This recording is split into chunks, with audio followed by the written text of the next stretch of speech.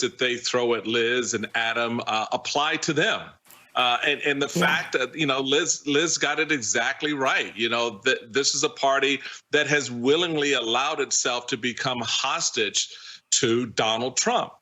To what end? How do you think this is going to end? And the broader test, I think, for the country, and I've been saying this, and I will continue to say this right through the November elections, folks, these people, as my mama would say, are showing you they're behind. They are showing you they're behind. So what do you think happens when you give power back to them? What do you think happens when Kevin McCarthy or Jim Jordan is sitting there? Who do you think gets censured then? I mean, here's the sweet part, Mika. Here's the sweet part. These idiots actually think Trump won't turn around and come after them. I mean, just ask Lindsey Graham in the last week. He comes out and says, oh, the president, this idea of pardoning the January 6th rioters and insurrectionists, that's not a good idea. Trump, within 24 hours, well, that rhino, So this is the space these people are bargaining in. There is no good outcome. This is an embarrassment for the National Party. You've made it harder now for candidates running in local and statewide elections to run good races, because the first test will be for them, well, which butt cheek of Donald Trump are you willing to kiss? And so that should not be the standard for a national party.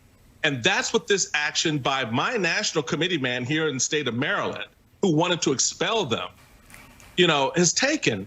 And so the test down for the RNC, which is one that they failed, falls to the candidates out there around the country. Do you buy into this crap, or do you stand with Liz and Adam?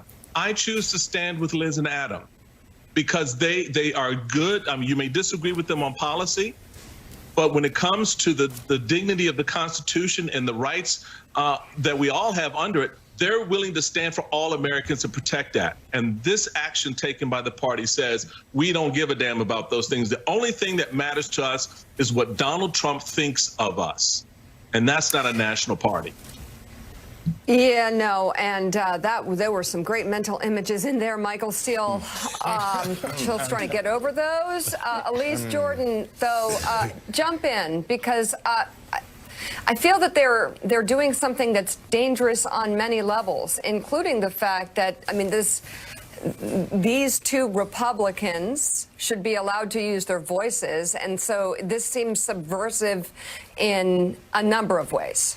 Well, it just shows, Mika, the ruling elites of the Republican Party are clamping down on all dissent when it comes to challenging Donald Trump. The Trump purity test is still very strong among the people who are literally making the rules as to how the Republican Party operates. And so even if Donald Trump's popularity falls slightly, and you see a poll here and there that shows that some soft Trump supporters would maybe support Ron DeSantis or another Republican in the primary, how does it change when the body that controls ultimately everything at the end of the day and the coronation process is still a wholly owned subsidiary of Donald Trump? And I think that's what we're seeing from this meeting of RNC officials this week. So, Rev, the bottom line in all this is, if you boil it straight down to what we're seeing, is it is a minority position in the Republican Party right now to say January 6th was bad, that a coordinated effort to overturn a presidential election, to stage a coup,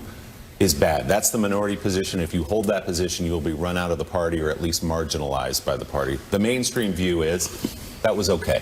And you'll be punished. I mean, I think what's happening today is even beyond that your minority view. You'll be punished for saying that. Yeah. And I think that that is a dangerous precedent, and it shows that they are officially showing as a party that they have become subservient to Donald Trump.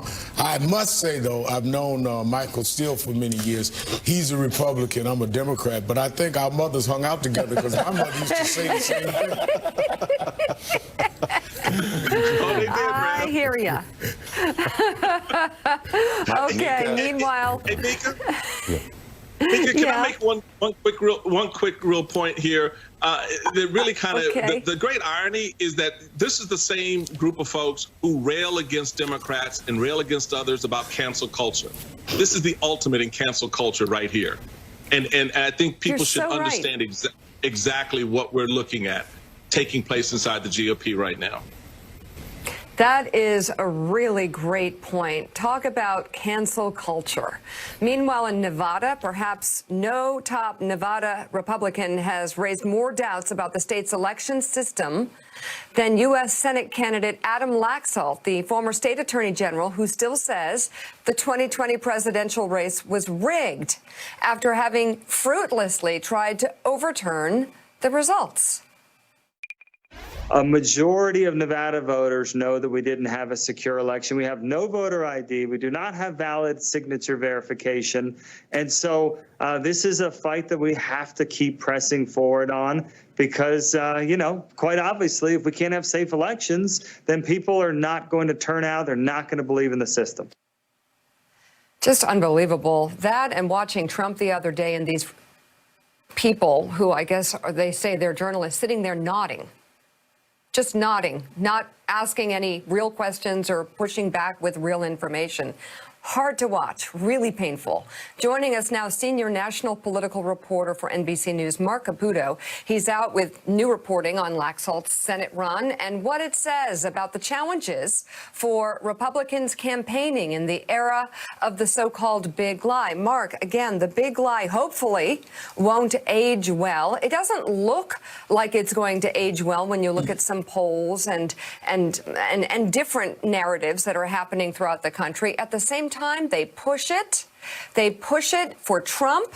And I guess because there is a base out there that's holding on to it.